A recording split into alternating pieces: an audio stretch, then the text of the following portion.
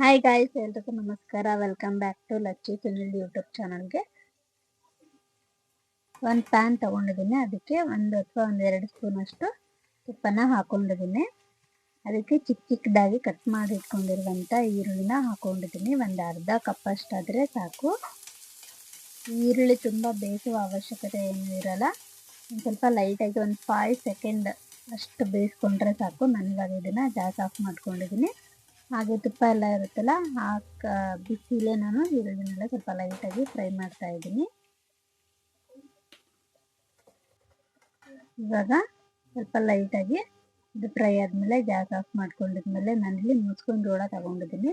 ಇದು ಆಲ್ರೆಡಿ ನಾನು ಬೇಯಿಸಿ ಇಟ್ಕೊಂಡಿರುವಂಥ ಮುಸ್ಕಿನ ಜೋಳ. ಇದಕ್ಕೆ ಉಪ್ಪೇನೂ ಹಾಕೊಂಡಿರಲ್ಲ, ಹಾಗೆ ಪ್ಲೇನಾಗಿ ಬೇಯಿಸ್ಕೊಂಡಿರ್ತೀನಿ. ಸ್ವಲ್ಪ ಸಾಫ್ಟಾಗಿ ಮುಸ್ಕಿನ ಜೋಳನ ಬೇಯಿಸ್ಕೋಬೇಕು. 1 ಕಪ್ ಅಷ್ಟು ಮುಸ್ಕಿನ ಜೋಳನ ತಗೊಂಡಿದ್ದೀನಿ. ಇಲ್ಲಿ ನಾನು 1, 2, 3 ನೂಡಲ್ ಮಸಾಲಾನ ತಗೊಂಡಿದ್ದೀನಿ. ಅದನ್ನು 1 ಸ್ಪೂನ್ ಅಷ್ಟು ಇದಕ್ಕೆ ಹಾಕ್ತಾ ಇದ್ದೀನಿ. ನೀವು ಯಾವ ನೂಡಲ್ಸ್ ಮಸಾಲನಾದರೂ ತಗೋಬೋದು, ಅಥವಾ ಮ್ಯಾಗಿ ಮಸಾಲ ಕೂಡ ತಗೋಬೋದು. ಈ ಒಂದು 1, 2, 3 ಮ್ಯಾಗಿ ಮಸಾಲದಲ್ಲಿ ಸ್ವಲ್ಪ ಸಾಲ್ಟ್ ಎಲ್ಲ ಇರುತ್ತೆ, ಖಾರ ಸಾಲ್ಟ್ ಎಲ್ಲ. ಹಾಗಾಗಿ ಮುಸ್ಕಿನ ಜೋಳಕ್ಕೆ ನಾನು ಬೇಯಿಸುವಾಗ ಉಪ್ಪು ಹಾಕಿರಲ್ಲ. ಇವಾಗ ಸ್ವಲ್ಪ ಒಂದು 1/4 ಸ್ಪೂನ್ ಅಷ್ಟು, ಅಂದರೆ 1 ಚಿಟಿಕೆಯಷ್ಟು ಉಪ್ಪು ಇದಕ್ಕೆ ಹಾಕೊಂಡಿದ್ದೀನಿ.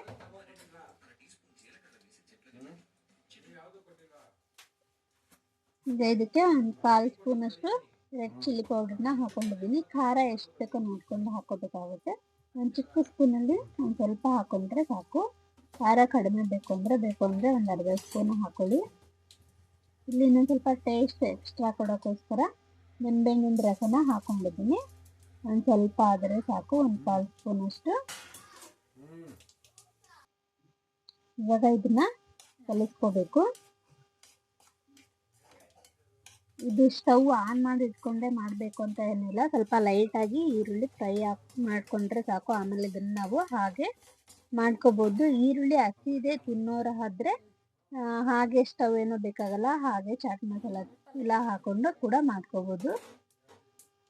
ಈಗ ಇನ್ನೊಂದು ಸ್ವಲ್ಪ ಕಡಿಮೆ ಅನ್ನಿಸ್ತು, ಹಾಗಾಗಿ ಇನ್ನೊಂದು ಸ್ಪೂನ್ ಅಷ್ಟು ಮಸಾಲನ ಹಾಕೊಂಡಿದ್ದೀನಿ. 1, 2, 3 ನೂಡಲ್ಸ್ ಮಸಾಲ.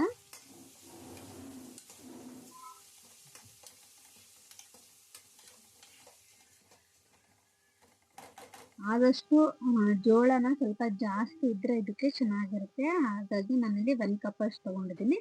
ಈಗ ಅದೆಲ್ಲ ಆದಮೇಲೆ ಸೈಡಲ್ಲಿ ಎತ್ತಿಟ್ಕೊಂಡು ನಾನಿಲ್ಲಿ ಬ್ರೆಡ್ ತಗೊಂಡಿದ್ದೀನಿ. ಇದಕ್ಕೆ ಸ್ವಲ್ಪ ತುಪ್ಪನ ಹಾಕೊಂಡಿದ್ದೀನಿ. ಇದು ಸ್ವಲ್ಪ ರೋಸ್ಟ್ ಮಾಡ್ಕೋಬೇಕು ಬ್ರೆಡ್ ಫಸ್ಟು.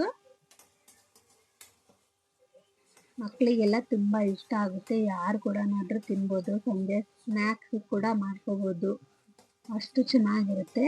ಆಗ ಸ್ಕೂಲಿಂದ ಮಕ್ಕಳು ಬಂದಾಗ ಈ ಥರ ಎಲ್ಲ ಮಾಡಿಕೊಟ್ರೆ ತುಂಬ ಇಷ್ಟಪಟ್ಟು ಕೂಡ ತಿಂತಾರೆ. ನೋಡಿ, ಈ ಥರ ಲೈಟಾಗಿ ಬ್ರೌನ್ ಕಲರ್ ಬಂದರೆ ಸಾಕು.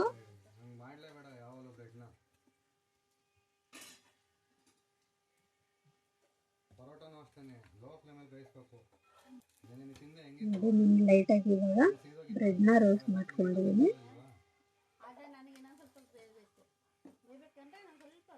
ಈ ಥರ ಬ್ರೆಡ್ ರೋಸ್ಟ್ ಮಾಡಿಕೊಂಡು ಮಾಡೋದ್ರಿಂದ ಈ ಒಂದು ರೆಸಿಪಿ ಟೇಸ್ಟ್ ಕೂಡ ತುಂಬಾ ಚೆನ್ನಾಗಿರುತ್ತೆ. ಇವಾಗ ಇದನ್ನು ತಟ್ಟೆಗೆ ಸರ್ವ್ ಮಾಡ್ಕೊಂಡಿದ್ದೀನಿ.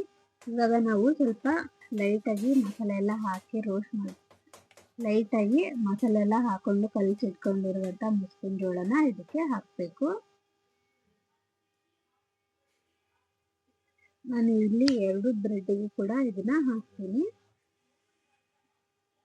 ತುಂಬ ಚೆನ್ನಾಗಿರುತ್ತೆ. ಮಕ್ಕಳು ಸಂಜೆ ಸ್ಕೂಲಿಂದ ಬಂದಾಗ ಇದನ್ನ ಮಾಡಿಕೊಟ್ರೆ ತುಂಬ ಇಷ್ಟಪಟ್ಟು ತಿಂತಾರೆ. ಅಥವಾ ಬೆಳಗ್ಗೆ ಏನು ತಿಂಡಿ ಮಾಡಿಲ್ಲ ಅಂದರೂ ಕೂಡ ಈ ಒಂದು ರೆಸಿಪಿ ಮಾಡಿಕೊಂಡ್ರೆ ಚೆನ್ನಾಗಿರುತ್ತೆ. ಅಥವಾ ಸಂಜೆ ಟೀ ಜೊತೆ ಸ್ನ್ಯಾಕ್ಸ್ ಕೂಡ ಇದನ್ನ ಮಾಡಿಕೊಂಡು ತಿನ್ಬೋದು.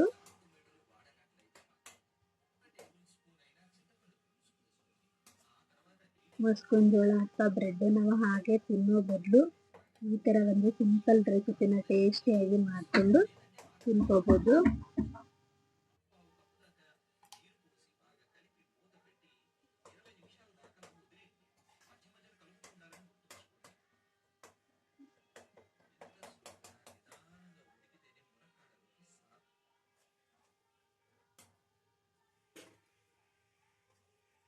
ನೋಡಿ ಇವಾಗ ನಾನು ಬ್ರೆಡ್ಗೆಲ್ಲ ಮುಸ್ಕಿನ ಜೋಳ ಹಾಕಿದ್ದೀನಿ. ಈ ಥರನಾದರೂ ಮಾಡ್ಕೋಬೋದು, ಅಥವಾ ಇಲ್ಲಿ ತೋರಿಸಿದ್ದೀನಲ್ಲ ಫಸ್ಟು ನಾನಿಲ್ಲಿ ಚಿಪ್ಸ್ನ ತೊಗೊಂಡಿದ್ದೀನಿ, ಅಂದರೆ ಬಿಂಗೋ ಚಿಪ್ಸ್ನ ತೊಗೊಂಡಿದ್ದೀನಿ.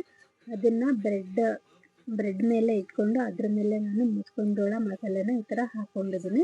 2 ಥರದಾದರೂ ಮಾಡ್ಕೋಬೋದು. ಆದರೆ ಸಾಲ್ಟ್ ಕಡಿಮೆ ಇರುವಂಥ ಚಿಪ್ಸ್ನ ಯೂಸ್ ಮಾಡಿ ಈ ಥರ ಮಾಡ್ಕೊಂಡಿರೋದ್ರಿಂದ ಟೇಸ್ಟ್ ಕೂಡ ಚೆನ್ನಾಗಿರುತ್ತೆ. ಹಾಗೆ ನಾನಿಲ್ಲಿ ಒಂದು ಅರ್ಧ ಕಪ್ಪಷ್ಟು ಮೊಸರು ಮಿಕ್ಸಿಗೆ ಹಾಕ್ಕೊಂಡು ಇದಕ್ಕೆ ಈ ಥರ ಮೇಲ್ಗಡೆ ಸ್ವಲ್ಪ ಲೈಟಾಗಿ ಹುಳಿಯಾಗಿರಲಿ ಅಂತ ಈ ಥರ ಹಾಕ್ಕೊಂಡಿದ್ದೀನಿ. ಈ ಥರ ಮಾಡೋದ್ರಿಂದ ಕೂಡ ತುಂಬಾ ಟೇಸ್ಟಿಯಾಗಿ, ನೋಡೋಕ್ಕೆ ತುಂಬಾ ಚೆನ್ನಾಗಿರುತ್ತೆ. ಅಥವಾ ಈ ಥರ ಮಾಡಿಲ್ಲ ಅಂದರೆ ಚೀಸ್ ಇರುತ್ತಲ್ಲ, ಚೀಸ್ನ ಕೂಡ ನೀವು ಹಾಕೋಬೋದು, ಅದು ಕೂಡ ಚೆನ್ನಾಗಿರುತ್ತೆ. ಚೀಸ್ ಇಲ್ಲ ಅನ್ನೋರು ಮಿಕ್ಸಿಲಿ ಮೊಸರನ್ನ ಹಾಕ್ಕೊಂಡು ಈ ಥರ ಹಾಕೋದ್ರಿಂದ ಟೇಸ್ಟ್ ಕೂಡ ತುಂಬಾ ಚೆನ್ನಾಗಿರುತ್ತೆ. ಈ ವಿಡಿಯೋ ನಿಮಗೆ ಇಷ್ಟ ಆಗಿದೆ ಅಂತ ತಿಳ್ಕೊತೀನಿ. ಇಷ್ಟ ಆಗಿದ್ರೆ ಲೈಕ್ ಮಾಡಿ, ಶೇರ್ ಮಾಡಿ, ಹಾಗೆ ಹೇಗೆ ಅಂತ ನನಗೆ ಕಮೆಂಟ್ ಮಾಡಿ. ಇನ್ನೂ ಯಾರು ನನ್ನ ಚಾನಲ್ನ ಸಬ್ಸ್ಕ್ರೈಬ್ ಮಾಡ್ಕೊಂಡಿಲ್ಲ ಅವರೆಲ್ಲ ಪ್ಲೀಸ್ ಸಬ್ಸ್ಕ್ರೈಬ್ ಮಾಡ್ಕೊಳ್ಳಿ. ಹಾಗೆ ನೆಕ್ಸ್ಟ್ ವಿಡಿಯೋದಲ್ಲಿ ಮತ್ತೆ ಸಿಗೋಣ. Thank you so much.